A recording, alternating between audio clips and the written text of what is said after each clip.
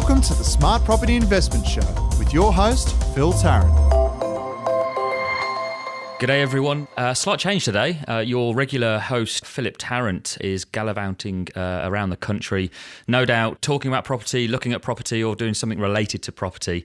So my name is Russ Stephenson. I'm one of the directors here at Momentum Media, and I was also fortunate enough to launch Smart Property Investment many years ago with Alex Whitlock and Phil Tarrant. So from my perspective, it's great to see SPI delivering fantastic information, great knowledge, and challenging people's thinking before they step into the investment arena, or obviously taking that next sort of step on the journey. So in the studio with me today, I'm fortunate enough to have a gentleman who has been investing for around about 12 years, and he's amassed a property portfolio of 12 properties, and soon to be 14 if all things go well this week. So in the studio with me is Luke Bailey. Luke, welcome to the show. Thanks very much for having me. Excellent. So 12 years, 12 properties. Has it been literally one a year in that order? No, it hasn't. I bought my first one when I was 19, second one when I was 20, and then those first two properties weren't exactly the best properties. Okay. So I had a break probably for 4 to 5 years. I was initially put off of property because they didn't perform that well. Right. I guess when people first start, they start their journey buying where they live, and it's not always the best place to do that. I mean, just for example, in 2009, if you started buying in, say, Sydney or Melbourne, you would have done okay. If you started buying in Perth, maybe not so. So I grew up about an hour from Adelaide, so I bought a couple of properties there, and the market's very slow down there. So that really put me off initially. So obviously, you picked up your first property age of 19? Correct, yeah. I guess it's the obvious thing to do, isn't it? You pick up a property in your local area. You feel as though you know the sort of the suburb, you know the streets, you know the sort of infrastructure, what's happening, and in your small world of property investment, that makes the most logical sense. You buy in the area that you know the best. But as you said, it doesn't always work out that way. Yeah, correct. That's 100%, and that's generally how most people do it. I guess it's just easier because people say, look, if you have to do any maintenance, it's just around the corner, and it sort of makes sense in theory, but it's generally not the case. And diversifying, looking interstate, and really, I guess, educating yourself on what drives the property market and where's the best place to invest right now is definitely the key. Yeah, okay. So go back to that time, 19, most people probably out with their mates partying and probably wasting their money.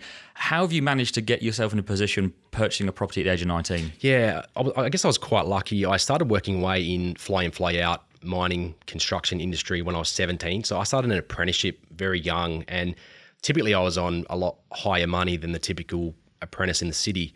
So that, I guess, fast-tracked it. Having parents' support as well, encouraging me to invest from a very young age was the key as well. And I guess I still managed to have a good time when I was young, but my main priority was setting myself up for the future and getting ahead. Yeah, right. So I want to talk about sort of mindset. Buying your first property at that age, at any age, is very exciting, and you can't wait to get your foot on the ladder. Was that the case for you? How long did it take you, at the age of 19, how long did it take you to sort of pluck up the courage or save the money to go, right, I'm going to go and do it? Because a lot of people spend years procrastinating over this. Yeah, you're right. You're 100% right there. And it probably took me about a year or so because I was able to save so quickly. And then I didn't really know what I was doing back then, but people were telling me, hey, property is a great investment. And I really just took the plunge from being around people that just said, you just got to do it. So I guess I took action, which is really, really important. But it may necessarily not have been the right one first up, but I think just getting started can often be the key for a lot of people. And why property? You mentioned obviously you had people around you. Is that just your classic barbecue chats of, look, this is a great idea? Or yeah, look, I did try a few other things as well. I did invest in shares, so I was a little bit diverse early on before I focused, I guess, solely on property in my mid-20s. But early on, it was a bit of both. It was mainly sort of property, but a bit of dabbling in shares and a few other bits and pieces as well before I sort of found my feet and worked out and understood what drives the property market. So then I could accumulate more. Okay, so what were you looking for in an investment property in that first purchase?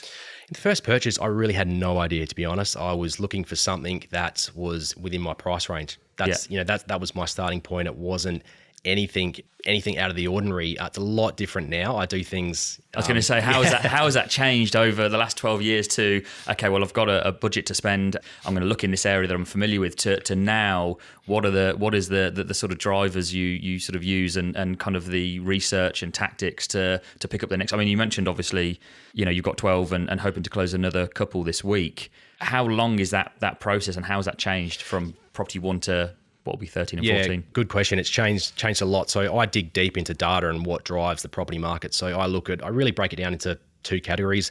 What are the long-term drivers of property? So I look at, where is this particular area on the property cycle?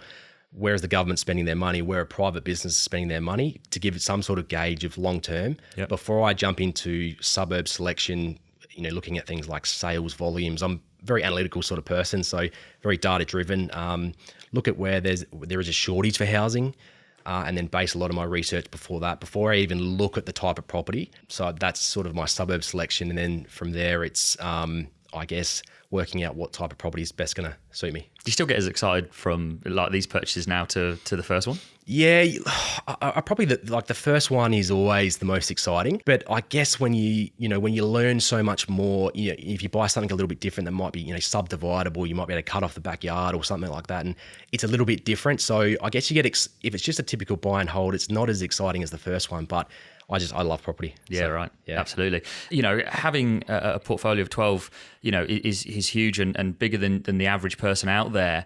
What do you think holds people back to sort of really amassing, more than 2, 3, 4? Yeah, I guess times have changed a little bit with lending. Lending can restrict some people, but I guess that's just an excuse. I think a lot of it is maybe fear driven. People might be reading different things in the media about how property's not a good time to get in, and it holds himself back for several years. And look, historically in Australia, it doesn't matter what's happening, there's always somewhere good to invest. There always is. If it's Sydney one year, it might, in 5 years' time, it might be Perth. It could be somewhere, but that's probably what it is. It's fear initially, but there's always a good place to invest. Yeah, absolutely. So 12 properties, how much time, I mean, do you manage your own properties or are they...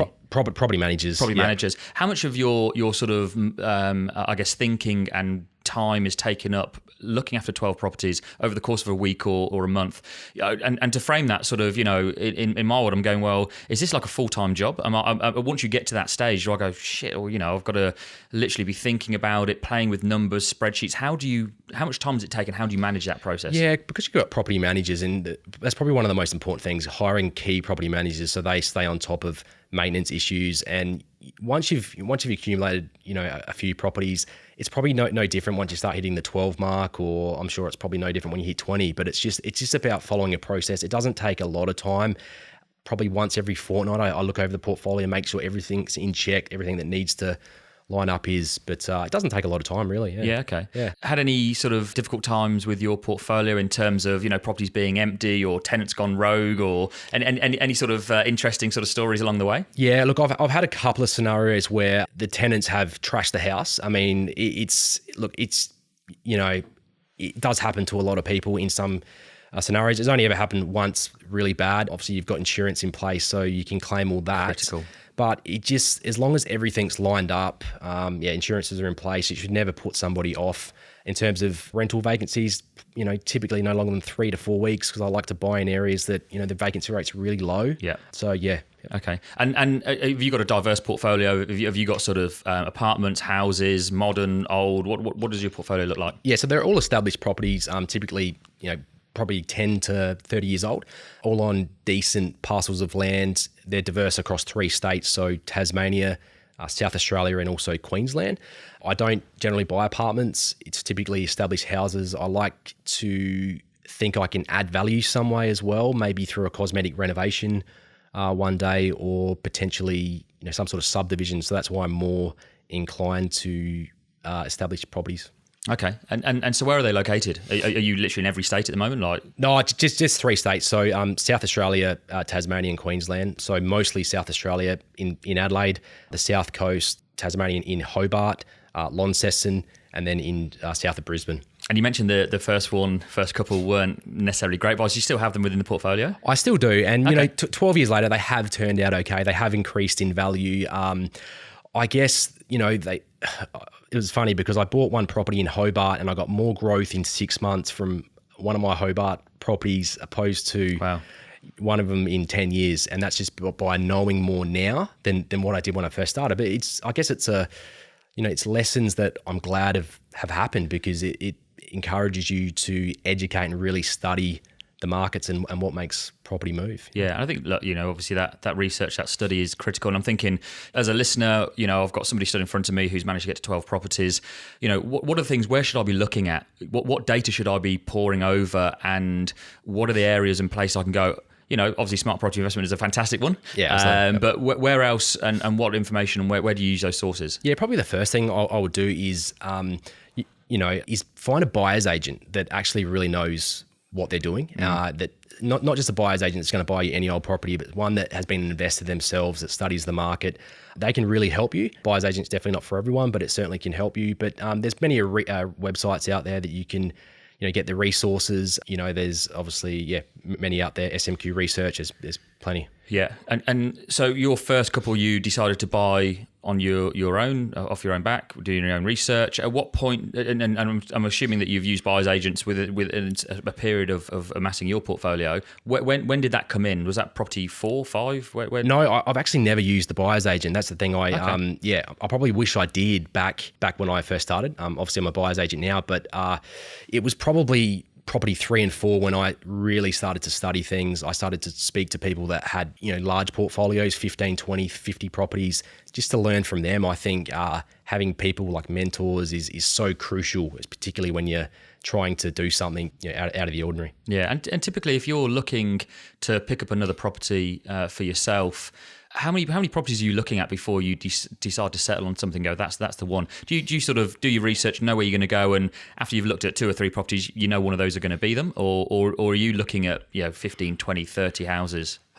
Probably between 10 and 15, I'd say. I've already narrowed it down to the suburb and the type of house that I want before I even start looking, and then it's a matter of either looking on market or off market or pre-market to find the right one according to what I'm wanting at the time. So it may not be, I may look and then may find something on market straight away, and in other times I may not, where I'm obviously calling agents and trying to find something off market. Yeah. Okay.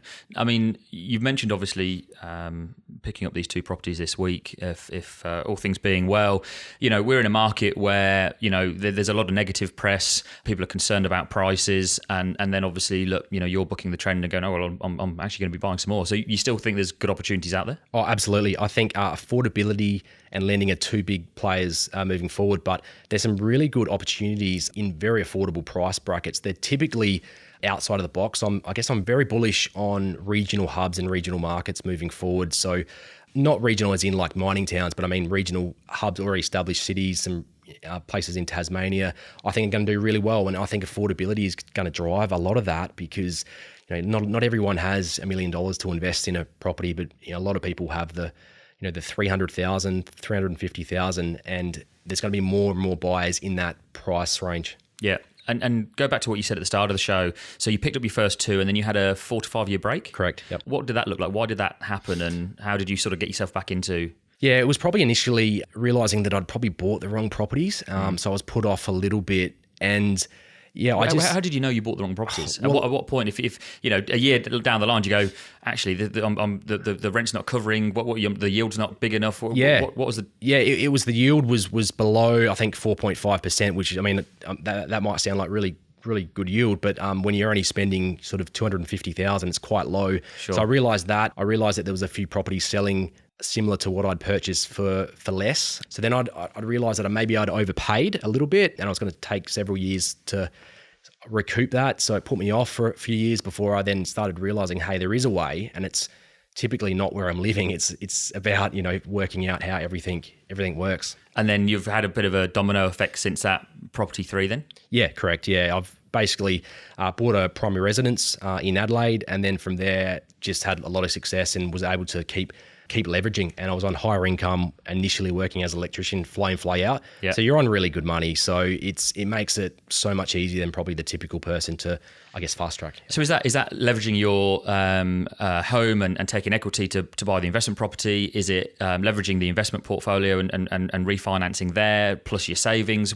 How do you get to your next pot of money to keep building? Yeah, a combination actually. It was refinancing some of the properties that had done really well. Also on higher income, you're able to save really quick. So it could be a combination of refinancing, seeing what I can do with it, and then adding some savings and then going again. So it was, I guess, a bit of a combination. Yeah. Okay. So what's success? When do you stop?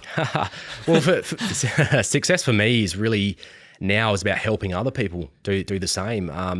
Do most of your sort of mates, catch up over a beer and go, come on, tell me what's going on, give me the information. They must be sort of, tapping you up for some inside sort of knowledge. Yeah, look, all the time, man. But I'm happy. Property's a passion of mine, so I'm happy to teach other people as well. Many people taught me on the way up, so it's really important that if you know something, to teach other people as well. Yeah. I think it's crucial. But yeah, I mean, I just really like helping people do the same now. I think you're absolutely right.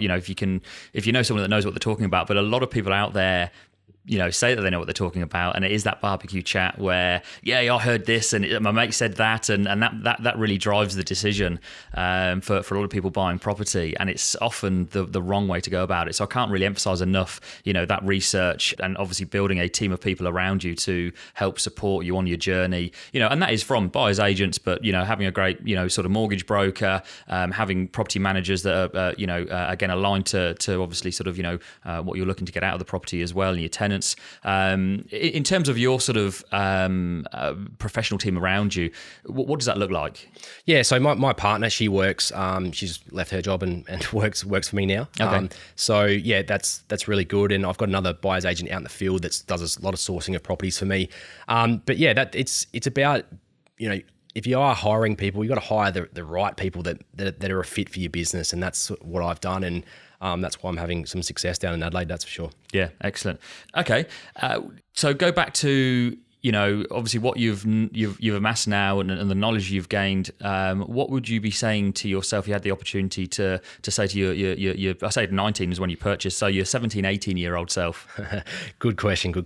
Look, it would be to really educate myself first for a period of maybe 12 months. I know that we spoke about people having to take action and really getting into the market, but I think if you can just educate yourself, get around people that are smarter than you, that know more about property than you, that can educate yourself, even do some courses, really get a good understanding first and then make the jump. I think if I could tell myself that some 13, 14 years ago now, I definitely would have said that. And yeah, fantastic. No, it makes a lot of sense.